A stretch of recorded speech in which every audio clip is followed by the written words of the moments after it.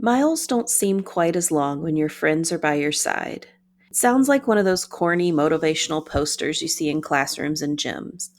But for today's guest, having a running partner who goes the extra mile takes on a whole new meaning. I had this feeling of, wow, this is going to happen and I can't believe it. And then you feel, wow, how do I ever say thank you? How do I ever repay this? You can't believe that somebody will step up like that and donate an organ. That's Tracy Wingo, a runner and kidney transplant recipient. She's joined by her fellow runner and living donor, Courtney Bullock. I'm Sarah Jane Castro, Director of Marketing and Communications for the National Kidney Foundation of Illinois, and your host for this edition of The Journey Continues. Hi, Tracy and Courtney. Thank you so much for joining us. So, I want to get a little history about your running careers. Tracy, how long have you been a runner? I have been running for about 12 years now. I started after I had my first child. Actually, so it's been longer than that because he's 17. So I've been running for almost 17 years now. What did running mean to you?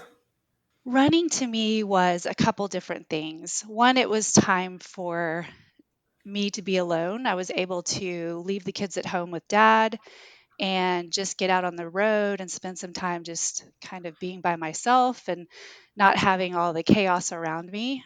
And then it was also a challenge. It was overcoming uncomfortable moments and just learning how to push through discomfort. And speaking of discomfort, you were diagnosed with kidney disease. So, can you tell us a little about what happened? So, just going back, I was diagnosed in 2016, July of 2016. It's one of those times that you never forget. Leading up to that, though, I was training for some marathons and working to Boston qualify. So, I was running some pretty hard, fast races. And I would have some pitting edema in my legs, and I didn't really know what that meant. I just thought it was maybe from impact. And I've always been healthy, never been sick other than an occasional cold or the flu. So I went in 2016 and I was just getting a checkup done. I was actually at a woman's doctor and I said, "Well, I'd love to just know what my hormone levels are. And while you're there, can you just go ahead and pull a full panel?" She said, "Absolutely. I'm sure you're healthy." So I'll never forget, we were on vacation in Mexico and I got this call from the doctor and she said, this looks good, but there's something going on with your kidneys and your kidney function is showing that it's about 26% right now. And she said, "So I'd like to refer you to a nephrologist as soon as possible." So I came back from Mexico and was immediately sent to the nephrologist who did a full workup, and that included the kidney biopsy. And in the results, it showed that I have IgA nephropathy. So, yes, that's where it all started. And what is IgA nephropathy for those who haven't heard of that before? It is a autoimmune disease, and it's this immunoglobulin A is, I guess it's a protein, and for some reason my body connects these proteins and they link up and become chains, and then they go to filter through the kidneys and they get stuck in the little glomeruli.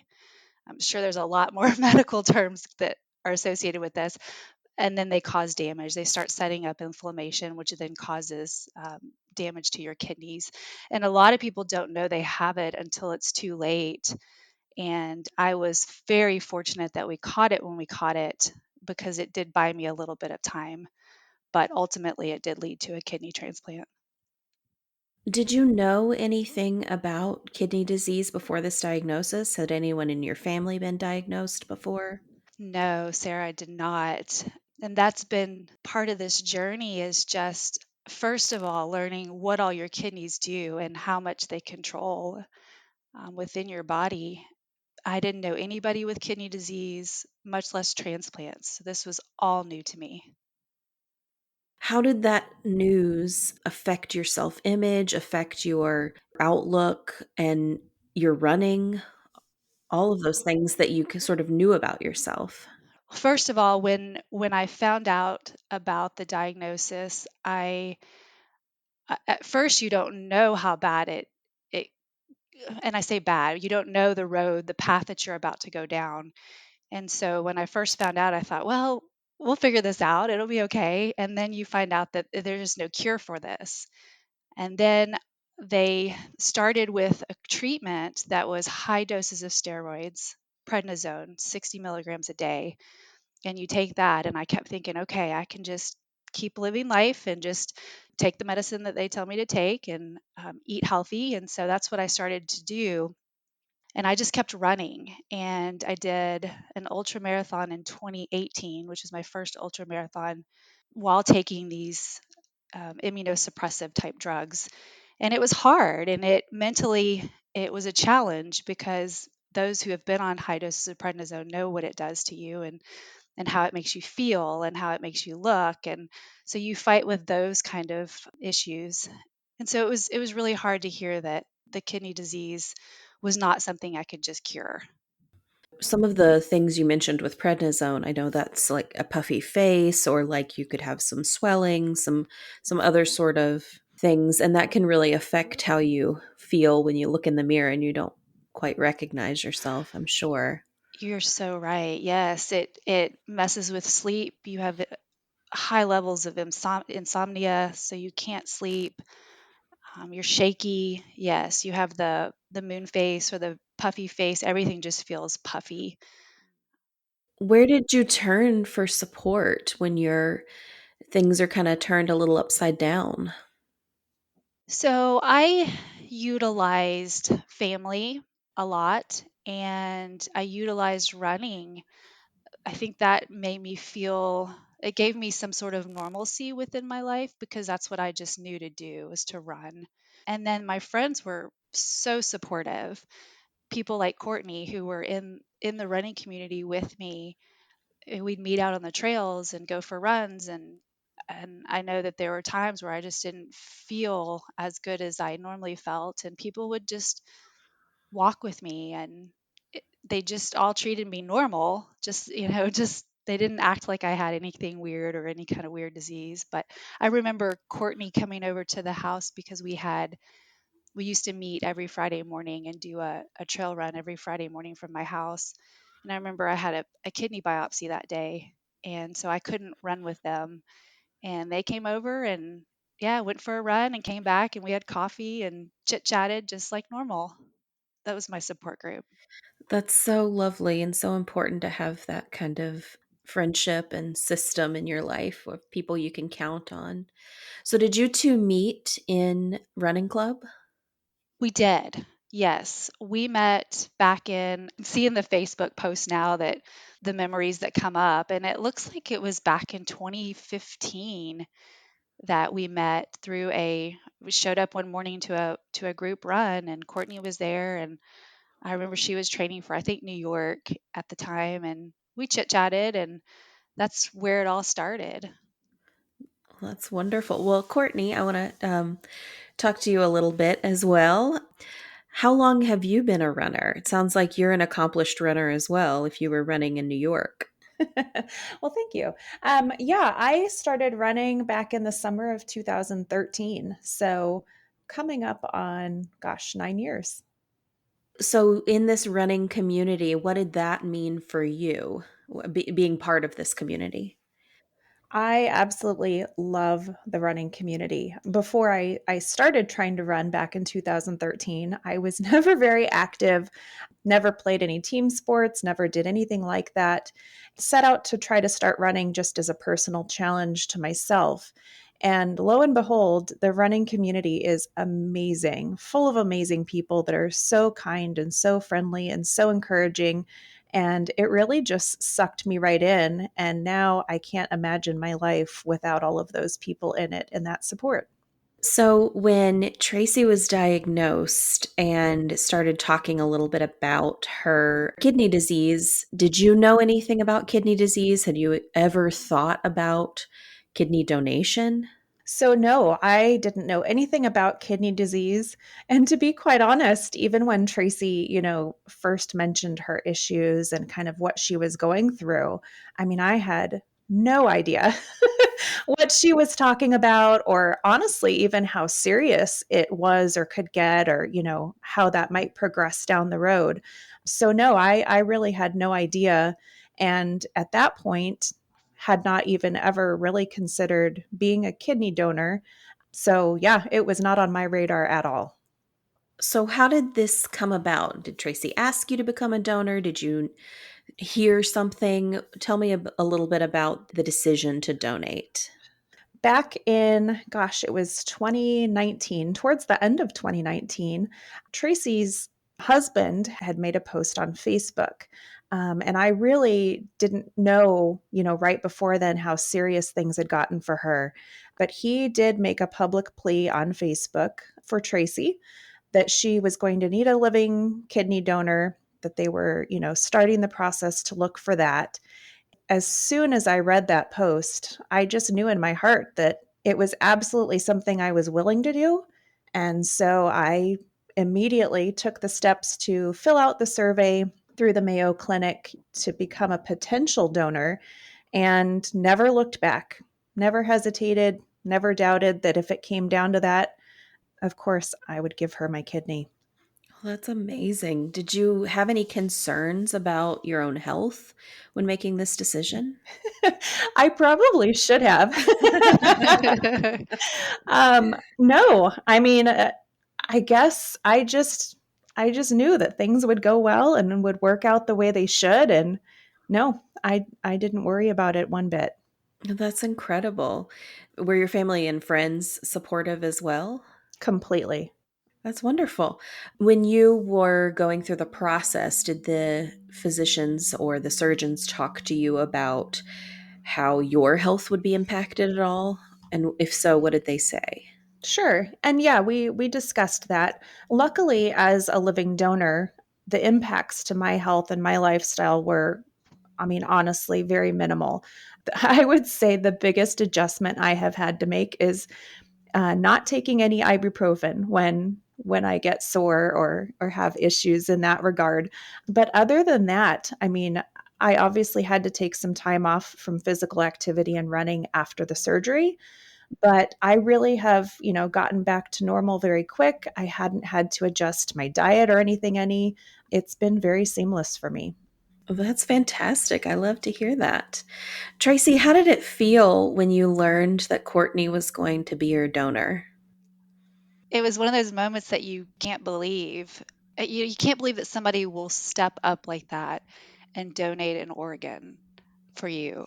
So it was a big deal. I got the call from her. I think it was on Valentine's Day of 2020. She said, "Guess what? I'm going to donate a kidney to you. I was approved and I'm a match." And I had this feeling of, wow, this is going to happen and I can't believe it. And then you feel, wow, how do I ever say thank you? How do I ever repay this? It was one of those feelings, you're kind of torn. Yeah. Oh my goodness. I got to tell you, I'm tearing up hearing about this. It's just it's so incredible and so beautiful to have someone to step up for you in that way, I'm sure. So when was the transplant? You got the call from Courtney on Valentine's Day. When were you able to go into surgery? They wanted to schedule it, I think, pretty quick. And I remember Courtney and I having a discussion about she had some plans on the books and we were trying to kind of work around that. So she said, the sooner the better for her. And it was scheduled for March the 4th of 2020, which was terrifying to me in a sense because I kind of wanted to just wait. Like maybe we should just wait this out. And I wasn't on dialysis yet, but I was getting very close. So I knew that the transplant needed to happen. But yes, it got scheduled on March the 4th of 2020. That's fantastic. So happy anniversary as of this recording. You've had 2 years post transplant, is that right? Yes, this was year 2. So what was recovery like for both of you? You want me to go first, Courtney? Sure. Okay. Recovery for me was actually, I think, better than Courtney's recovery. She said that it wasn't that bad for her, but had the surgery and was sore the next day. waking up in the hospital and just being pretty sore and trying to move. But I just knew that the sooner I got up and walked around and just kind of pushed through a little bit of that, the better it was going to be. So I was home in 2 days, and so I had the surgery on a Wednesday. Was home Friday evening. I just rested some, but then I would walk and make myself get up and walk around the neighborhood a little bit. And so recovery went pretty smooth for me. I really didn't have too many struggles with that. Getting used to the medication was a little bit of a challenge, but it wasn't terrible. Well, that's fantastic. What about for you, Courtney? And I agree with Tracy. I didn't think recovery was that bad at all. After surgery on Wednesday, I went home on Thursday. I was at my little sister's baby shower that following Saturday, so 2 days later.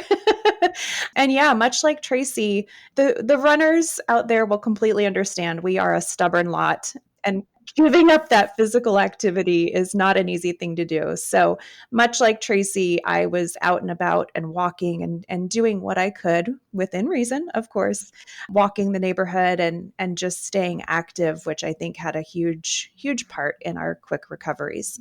Well, it sounds like for both of you, running is a huge part of your routine. So, was that hard to stop running for a period of time? And how long after the transplant did you get back to it? You want me to go, Courtney? Go for it. All right. So for me, I had to stop running in 2019.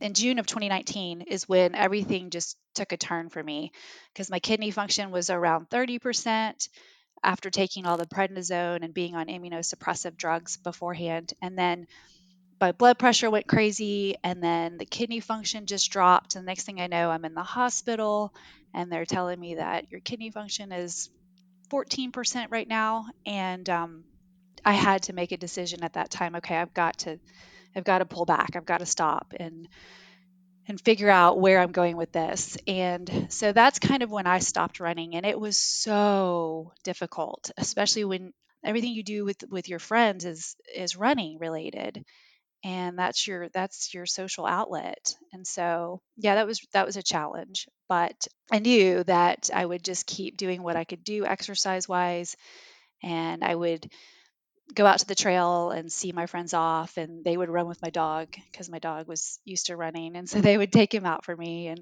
bring him back and burn the crazy off. And and then yeah, and then after the transplant, I was down for probably early April. I started biking and running a little bit, and then I did a little event in May, and then by the summer, yeah, I mean I was back to running full time. That's incredible. What about you, Courtney? Yeah, I took about 3.5 weeks off of running after the surgery. And yeah, I got right back to it. And I actually ran a half marathon 2 months after the surgery. Oh my gosh. So yeah, I wasn't down for very long. Wow. I don't think I could run a half marathon if I started training now. I don't think I could do it a year from now. So to do it 2 months after major surgery is incredible. So you're both running the Chicago Marathon together this year. How does it feel to run that race? I assume side by side. Go for it, Tracy. Me first? Okay. I'm so excited and I'm looking forward to it. We haven't really talked about what our plan is that day, but I am stuck to Courtney. She can't get rid of me now. So everything she does, I'm pretty much like, oh, I want to do that too. So yeah, so I'm looking forward to it. Join the Team Kidney, which I'm super excited about and can't wait to meet some of those people. And I've already asked Courtney, hey, you want to come along and yeah, meet these people too. So I'm excited. Wonderful. What about you, Courtney? It should be amazing. I love to run these big marathons anyway, and to have Tracy there and to run it together, I think it'll be super special and I can't wait. Can't wait for that day. It's so much fun to go out just to cheer on the runners during the marathon. And I'm kind of an emotional person already, but I cry the entire time watching people just do this amazing feat. And have so many people supporting them. So I can't imagine how much more powerful it would be for the two of you to run side by side. I'll definitely be there cheering you on and boo-hooing the whole time. Aw. That'll be awesome. That will be so great. And this will be my first marathon back since Oh, since okay. all the kidney transplant. So I'm looking forward to it. I'm scared, but looking forward to it. Yeah, yeah. Are you two training together?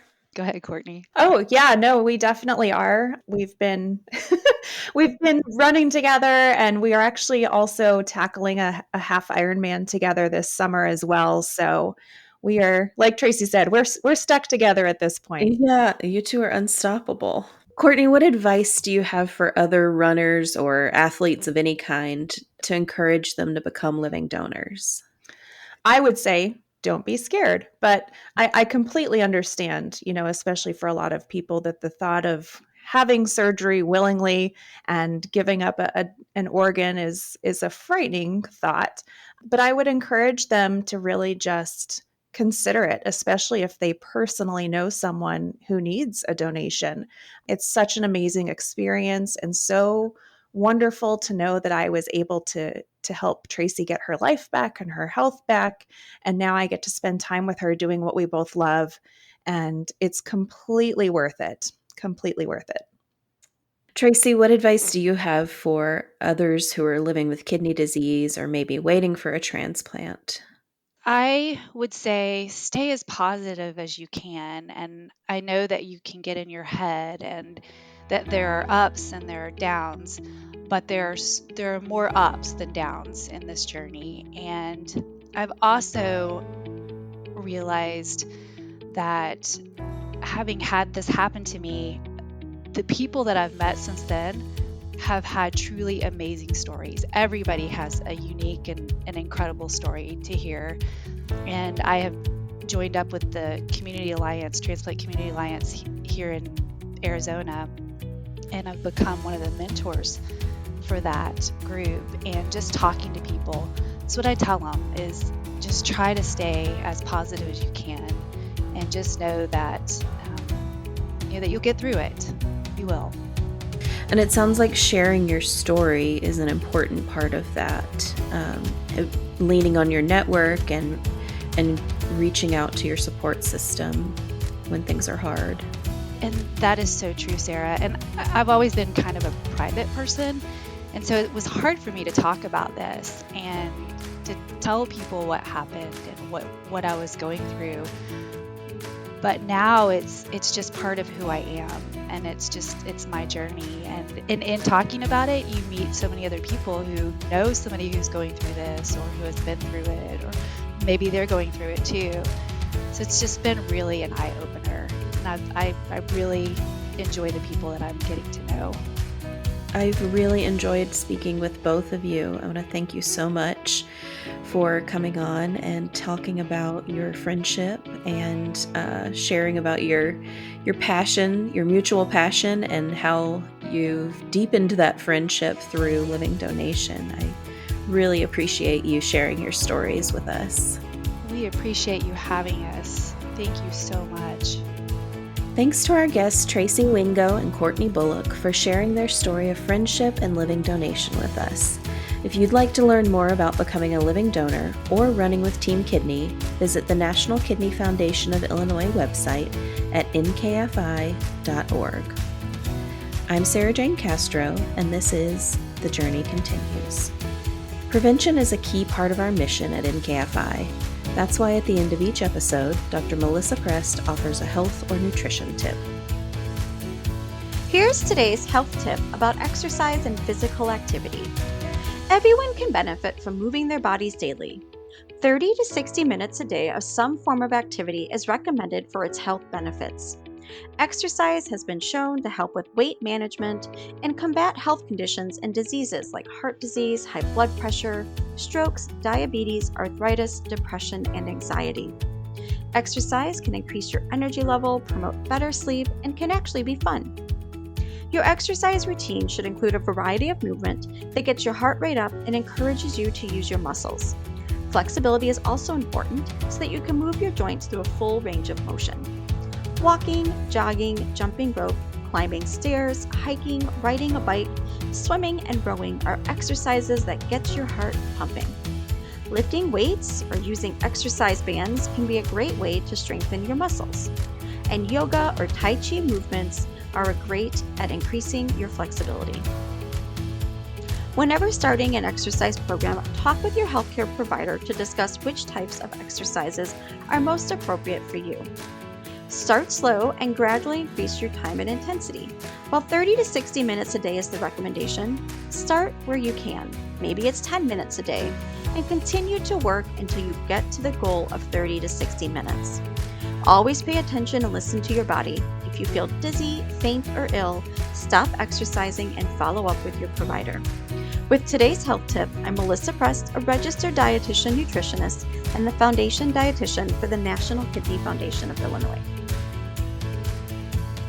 The Journey Continues is brought to you by the National Kidney Foundation of Illinois and sponsored by Donate Life Illinois.